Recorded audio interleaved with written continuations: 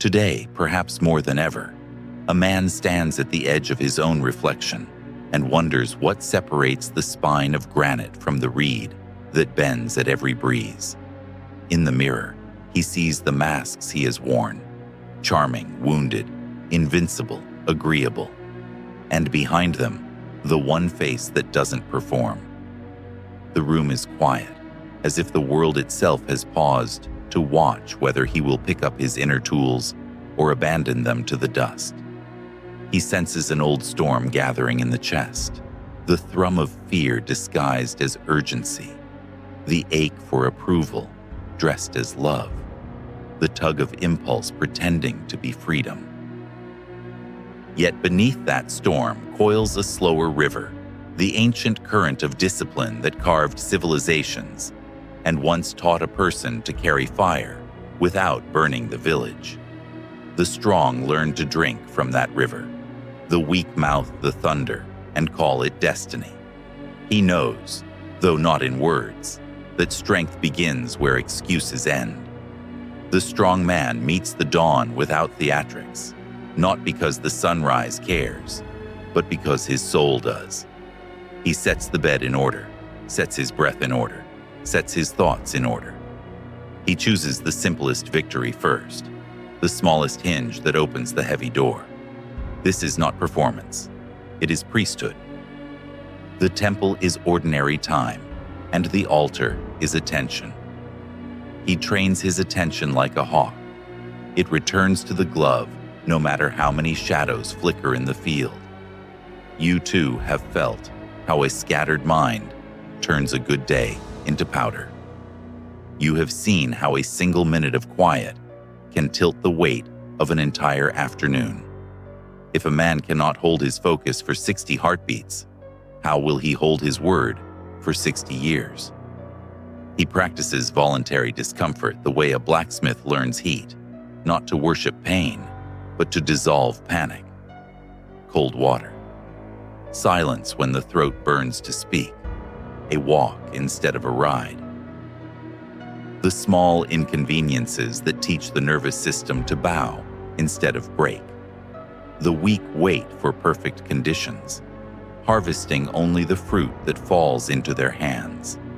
The strong plant in rain and reap in thorns, not out of cruelty to themselves, but loyalty to a future they cannot yet touch. You know this lesson. The body taught gently still learns. The body coddled forgets. The man who chooses a harder path when he could choose a softer one earns a trust in himself that no applause can purchase. He keeps a private ledger of truth, not a performance diary, not a monument to his triumphs, but a ledger. What he felt, what he did, where he lied, where he blamed. He writes without ornament, because ornament is often a disguise for fear. In these lines, the shadow becomes visible, the jealous impulse, the hunger for recognition, the secret contempt. He refuses to exile these fragments. He invites them in like unruly sons and gives them jobs. The anger learns to guard his boundaries. The envy learns to mirror unmet needs. The lust learns to remember beauty without devouring it. A weak man scapegoats his darkness onto the nearest target and calls it the news. A strong man integrates it and calls it growth. If you are brave enough to list your rationalizations, you are already sharpening the first blade. He speaks plainly, because truth couched in cushions cannot cut through illusion. A strong man's words neither grovel nor grandstand. He aims them like arrows, not like confetti. He says yes when the soul says yes, and no when the soul says no, with the same tone a surgeon uses: precise, steady, unthrilled. He refuses to make promises that outsource courage to the future. He refuses to ask others to carry feelings he has not yet learned to hold. This clarity is quiet, and that quiet is misunderstood by those who worship noise.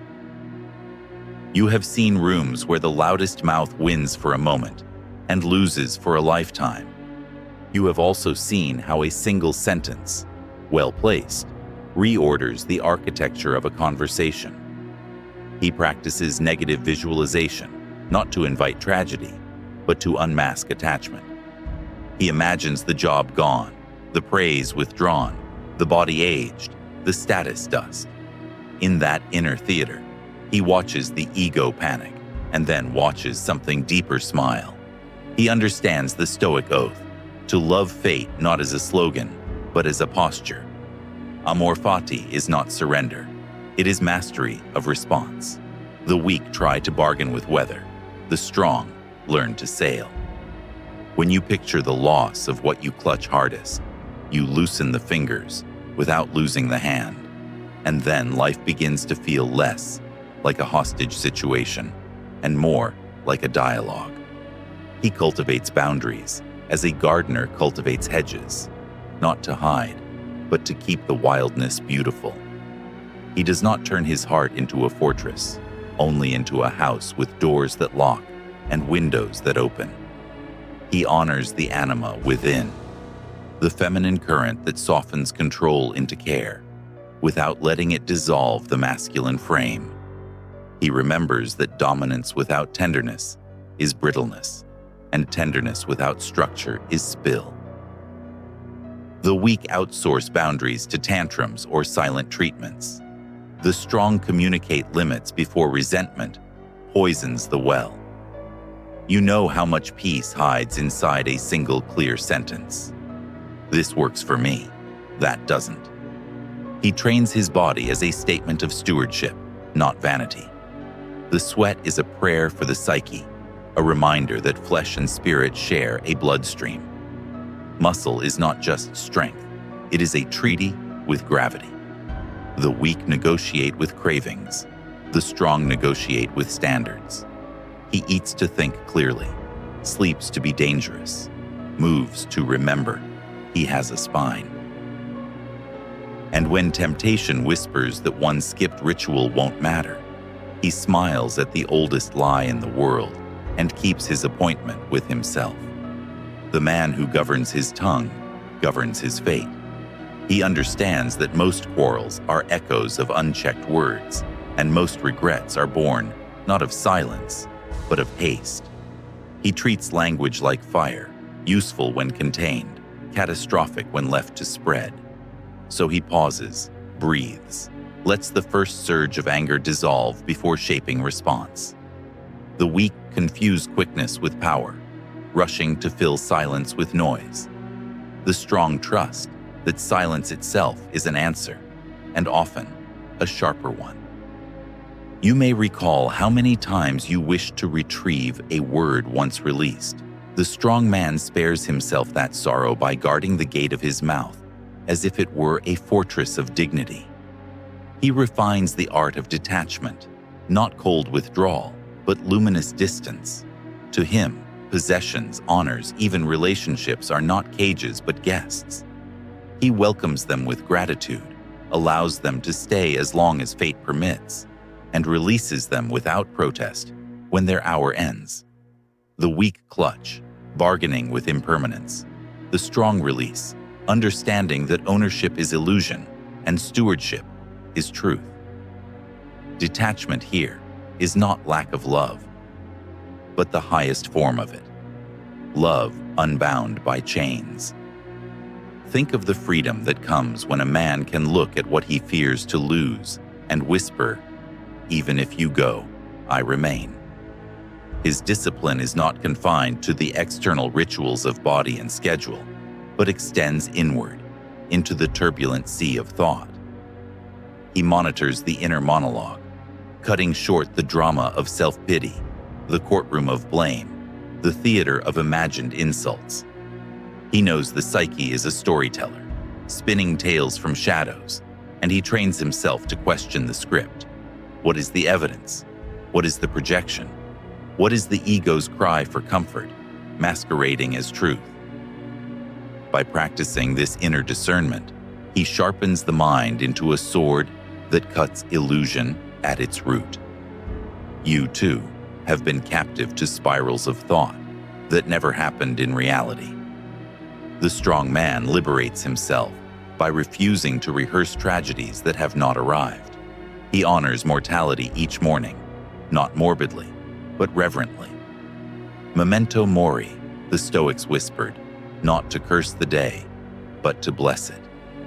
The weak live as if tomorrow is guaranteed, spending life like counterfeit currency. The strong wake with the awareness that each breath may be the last, and this transforms the ordinary into sacred. Breakfast becomes a ritual. A conversation becomes a treasure.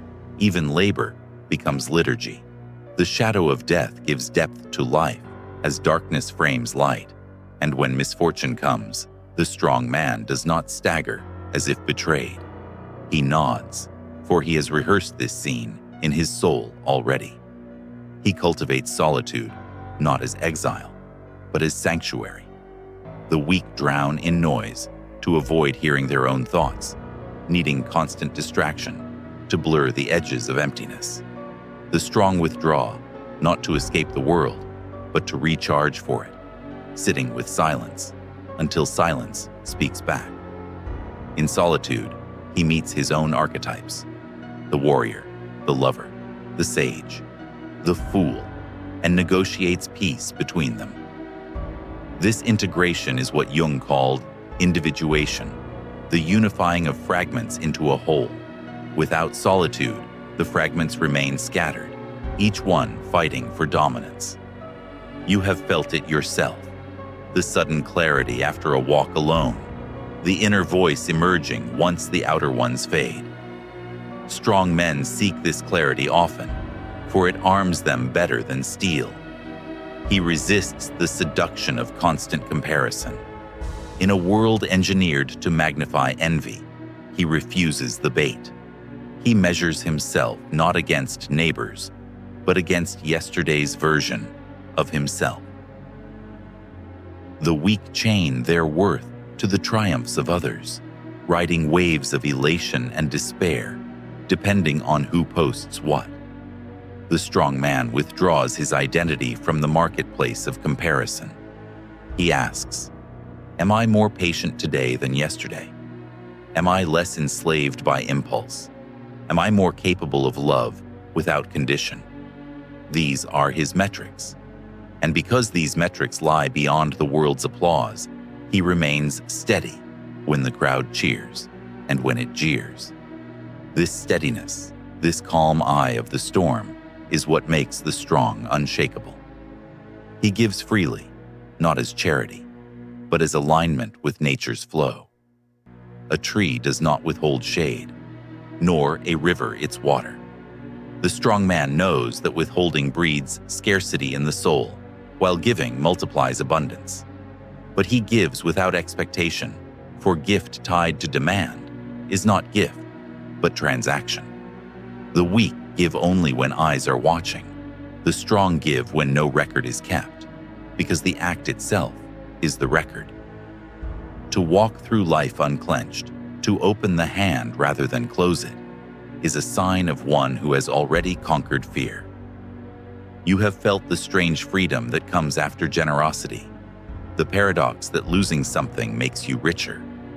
And so, habit by habit, posture by posture, the strong separate themselves from the weak, not by banners or boasts, but by a quiet alignment with reality. These habits are not trends, but ancient pathways, as old as the philosophers who wrote by candlelight, and as urgent as the crises that fill today's headlines. The man who adopts them walks differently, not faster, not louder, but deeper, as if his steps carried roots, and those who see him, whether they understand or not, feel that difference. The strong man also learns to master his relationship with desire. He understands that craving is not quenched by indulgence, but magnified by it, and so he treats desire as a teacher, not a dictator. When appetite calls, he listens, smiles, and sometimes says no, not to punish himself, but to remember that he is free. The weak believe freedom means satisfying every impulse. The strong know freedom means the ability to refuse, To say no to excess is to say yes to sovereignty. You may recognize this in your own life, how the meal tastes better after hunger, how the embrace is sweeter when not demanded, how the reward deepens when earned rather than seized. He forges resilience through ritual confrontation with the unpredictable. The weak man prays only for ease, begging that life remove obstacles. The strong man trains for obstacles, knowing they will come. He lifts the heavy weight not just to sculpt his body, but to practice meeting resistance. He sits with rejection, not as humiliation, but as rehearsal for deeper trials. Each difficulty is a sparring partner, not an enemy. In Stoic thought, adversity is the gymnasium of the soul, and the man who avoids training arrives at life's contest unprepared. When you recall your own hardest seasons, you can see how much stronger you became, precisely because ease was denied you. The strong man welcomes that training daily. He does not drown in the noise of opinions. The weak crave validation, twisting their shape to fit whichever crowd applauds loudest. The strong cultivate inner applause, guided by principles instead of polls. He listens, considers, but ultimately decides in solitude, carrying the burden of choice without begging the mob to share it. This inner authority is rare in a world addicted to likes and consensus. But without it, a man becomes a leaf in the wind, blown east when flattered and west when scorned. The strong man plants roots. He remembers Marcus Aurelius's words, "It is not events that disturb men, but their judgments about them." And he chooses his judgments carefully, with self-respect as the compass. He also understands that masculinity without humility is tyranny. The weak confuse dominance with greatness, inflating themselves while deflating others. The strong kneel inwardly, remembering that all men return to dust, no matter how high they rise. His humility is not weakness, but alignment with truth. He is neither God nor worm, but a fragment of eternity given flesh. This humility makes him unafraid of service, unafraid of apology, unafraid of learning. The weak cling to the illusion of knowing. The strong remain students until their final breath. Think how refreshing it is to meet a man powerful, yet teachable. That paradox is the mark of true greatness. He honors relationships by presence, not performance. The weak measure love by grand gestures broadcast to the crowd. The strong measure it by quiet consistency, the listening ear, the unshaken hand, the loyalty maintained when no one is watching. He does not confuse charm with commitment or excitement with depth. He knows that to show up daily with integrity is more difficult and therefore more valuable than to dazzle occasionally. You too know how the strongest bonds are not built on fireworks, but on steady flame. The strong man protects that flame, feeds it, and allows it to warm others. He practices radical responsibility. The weak seek scapegoats, the economy, their parents, their partners, fate itself. The strong accept full ownership of response, even when circumstances lie beyond control. This is not self-blame, but self-sovereignty. He cannot command the storm, but he can command the sail. He cannot erase betrayal, but he can decide what story he will tell about it. Responsibility is not a burden, but a crown, the sign of a man unwilling to hand his power to anyone else. If you have ever watched someone rise above disaster while others collapsed under less, you have seen the light of responsibility in action. And finally, the strong man understands that time is the most precious currency. The weak squander hours as though eternity were promised. The strong guard each day like gold, investing it in growth, creation, and love rather than distraction. He does not worship busyness, for for busyness can be as empty as idleness. Instead, he curates his hours with the care of a sculptor, chiseling stone. Every wasted day is an insult to the grave. Every well-spent day is a victory against it. And so, when evening comes, he can lie down, not with regret, but with peace, knowing he has spent the coin of time wisely. Step by step, discipline by discipline, he transforms himself into a pillar others lean on, not because he seeks admiration, but because strength radiates naturally. The weak collapse inward, devoured by their impulses, their fears, their need for applause. The strong expand outward, rooted in principle, integrating shadow and carrying silence like a weapon sharper than steel. In a world obsessed with appearances, they choose essence. And that choice, repeated daily, carves them into men of weight, men of substance, men who cannot be moved by every passing storm. The strong man understands that life's deepest battles are fought not in the marketplace or the arena, but in the silent corridors of the mind. He confronts his fears the way a warrior steps into shadow, alert but unflinching. The weak disguise fear beneath bravado, laughter, or distraction. The strong sit with it, naming it, learning its dimensions until it no longer startles. Fear loses its poison when exposed to light. This confrontation with fear becomes initiation, a rite that separates boy from man, illusion from essence. You know the relief of finally facing what you long avoided, the job left undone, the truth unspoken, the wound unhealed. Once faced, it shrinks. Once embraced, it teaches. The strong man repeats this ritual until fear itself becomes fuel. He embraces pain, not as curse, but as compass.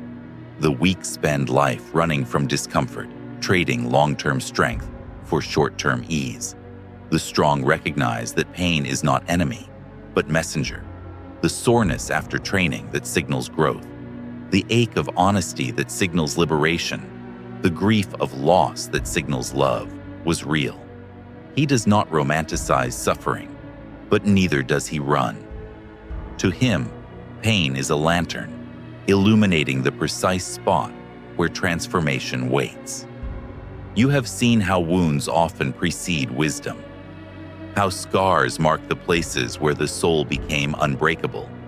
Strong men carry their scars openly, not to boast, but to remind themselves they survived and became more. He cultivates stillness as others cultivate wealth. The weak race endlessly, mistaking motion for progress, noise for importance. The strong carve out silence in a frantic world, listening beneath the chatter to the still current that flows through all things. This stillness is not laziness, but mastery. The pause before the strike, the deep breath before the word, the empty cup ready to receive wisdom. In stillness, he is never lost, even when the path is unclear. And those who meet him sense it, a gravity, a calm, as if he carries an inner sanctuary wherever he goes. You too know the difference between the frantic man and the centered one. The frantic man drains a room. The centered one anchors it. He refuses to outsource meaning to fortune or fame. The weak tether worth to applause, rank, or possession, fragile as glass in another's hand. The strong forge meaning within, a creed, a discipline, a code not for sale. He understands Jung's insight that the man who has not made peace with his unconscious seeks gods, idols, and endless distractions to fill the void. By turning inward, he ceases to chase validation and begins to embody it. The weak hunger for recognition, the strong radiate presence. Think of the difference. One begs the world to notice. The other forces the world to feel without saying a word. The strong man is his own validation. He accepts conflict without making it personal. The weak man either avoids confrontation until resentment festers or explodes in rage that blinds him. The strong steps into conflict as into a debate with fate, firm, clear, but never hostage to emotion. His anger becomes tool, not tyrant. His goal is resolution, not revenge. This posture disarms opponents who expect either submission or explosion, but find neither. You know the rare power of one who can stand in fire without burning, who can disagree without hatred. That power is the fruit of inner discipline, the ability to separate ego from truth. He aligns with nature, not against it. The weak resist the seasons of life, raging at aging, cursing loss, demanding permanence from a world built on change. The strong harmonize with the great rhythm: birth, growth, decay, renewal. He eats when hungry, rests when tired, works when called, releases when time ends. To live against nature is to fracture. To live with it is to heal. This alignment makes him resilient, for he does not cling to summer when winter comes, nor despair in winter forgetting spring will follow. His soul becomes a tide, ebbing and flowing with reality. You can feel it. How peace grows when you stop demanding life obey you, and instead learn to dance with it. All these habits converge into one truth. Strength is not loud. It is not the flex of muscle or the boast of tongue. Strength is the quiet axis around which chaos turns without shaking it. Weakness is frantic, needy, always seeking escape or recognition. Strength is rooted, silent, purposeful. And those who practice these disciplines, not in grand gestures but in daily rituals, become men whose presence is felt long after their words fade. They become unshakable pillars in a collapsing age, reminders that the ancient wisdom still breathes, that even now a man can live with clarity, power, and peace. The strong man knows that power without inner harmony is merely theater. He balances strength with compassion, discipline with mercy, order with flexibility. The weak collapse into extremes, either rigid as iron or soft as clay, never finding the middle where true mastery resides. The strong live at that center, where the opposites marry. This is the union Jung described, the reconciliation of shadow and light, anima and animus, instinct and reason. To walk that path is to be whole, and wholeness is the rarest form of power. You have glimpsed it before in someone whose presence felt complete, needing nothing, projecting neither superiority nor submission. That completeness is the crown of the disciplined. He makes peace with rejection, seeing it not as insult, but as redirection. The weak crumble when denied, interpreting no as a verdict on their worth. The strong accept no as guidance, a reminder that destiny has other doors. Rejection becomes the fire that burns away dependency, forcing the soul to stand alone. Think of the times you were spared paths that later proved destructive. The strong man trusts this hidden architecture of fate, walking forward without bitterness, because he understands that every closed gate protects as much as it denies. He does not let emotion tyrannize decision. The weak are slaves to moods, elated in approval, shattered in criticism, reckless in anger, paralyzed in fear. The strong notice emotion, honor it, and then place it in context. Anger is fire. It can warm or burn. Fear is an alarm. It can guide or cripple. Joy is wine. It can inspire or intoxicate. He holds each without letting any hold him. You too know the ruin of decisions made in the heat of unchecked feeling. The strong man allows the flame, but refuses to let it consume the house.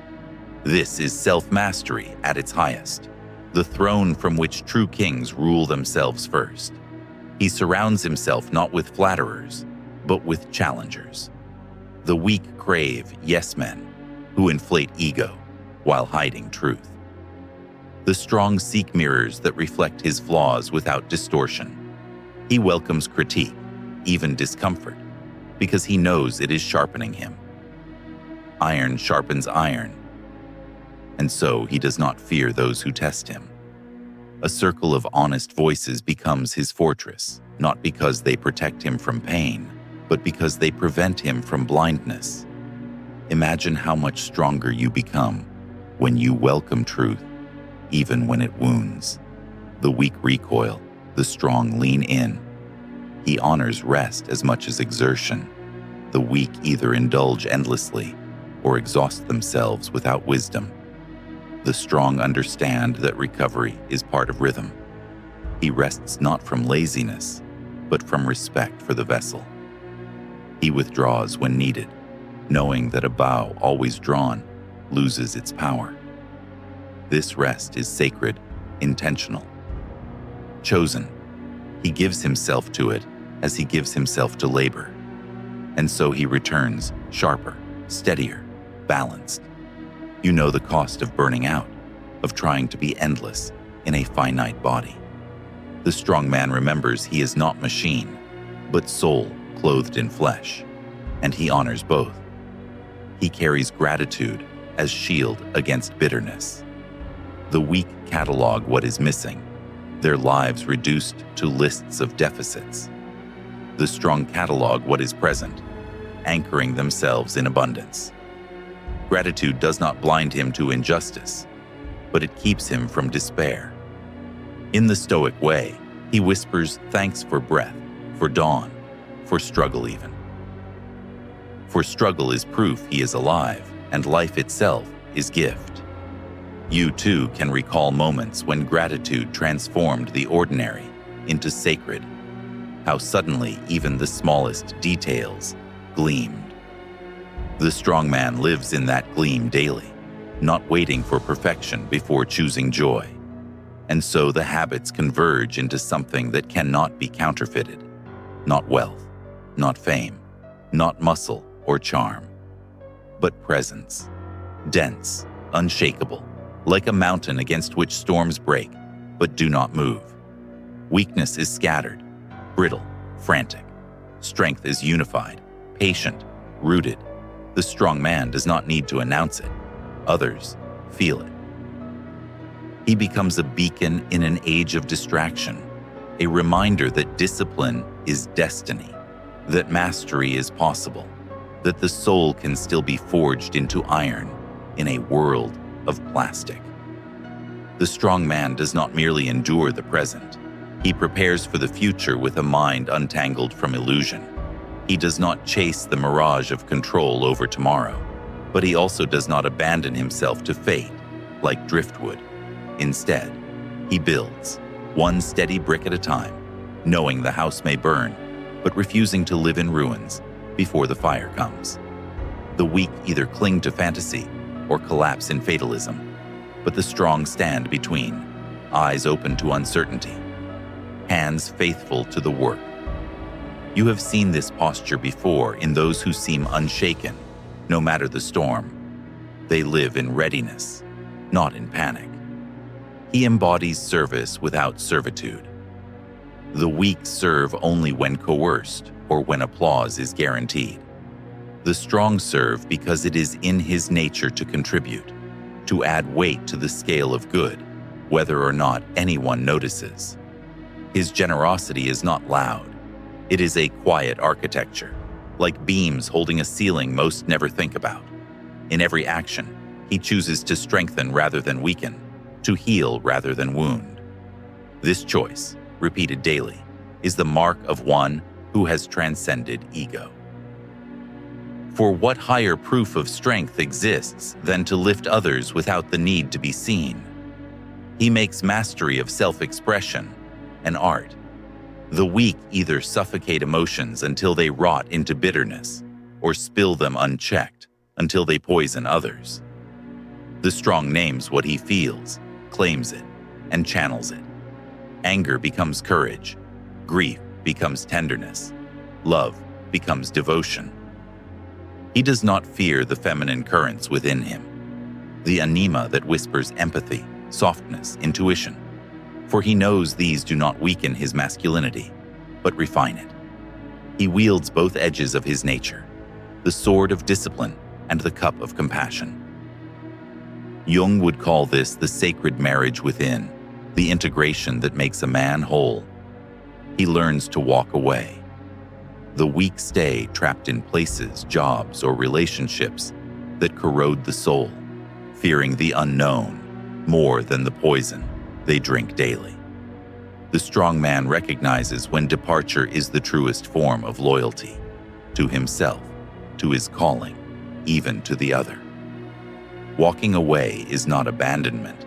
It is an affirmation that some battles must not be fought, some chains must not be worn. You know how much courage it takes to leave what no longer serves you, how liberation often feels like loss at first. The strong man accepts that pain, trusting that the open road is kinder than a locked cage. He guards his inner dialogue with vigilance. The weak rehearse defeat before the battle, poisoning themselves with thoughts of inadequacy, envy, or despair. The strong interrupts this inner saboteur, replacing it with language of truth, not false affirmation, but disciplined clarity. He does not lie to himself, but neither does he crucify himself. He speaks inwardly as he would to a brother, firm, honest, but encouraging. You have felt the difference between the voice that drags you under and the one that steadies you. The strong man trains the latter, knowing it will accompany him long after every other voice falls silent. And in all things, he remembers that strength is not about appearing untouchable, but about being uncorrupted by touch. The world will tempt, provoke, praise, scorn. The weak are tossed like leaves in that storm. The strong remain rooted, their choices flowing not from impulse but from principle, not from fear, but from alignment. They know that true victory is not conquest of others, but conquest of the self. And in that conquest, they find the quiet freedom. No power, no wealth, no lover, no enemy can take away. The habits of the strong are not glamorous. They are not made for display. They are forged in solitude, in discipline, in the daily unseen choices that gradually carve a soul into stone. And yet the result is unmistakable. Where the weak man bends, the strong stands. Where the weak seeks escape, the strong embraces reality. Where the weak demands to be noticed, the strong simply is. This is the separation. This is the distinction. And this is why, across centuries, we still look to the Stoics, not for words alone, but for models of what it means to be truly unshakable.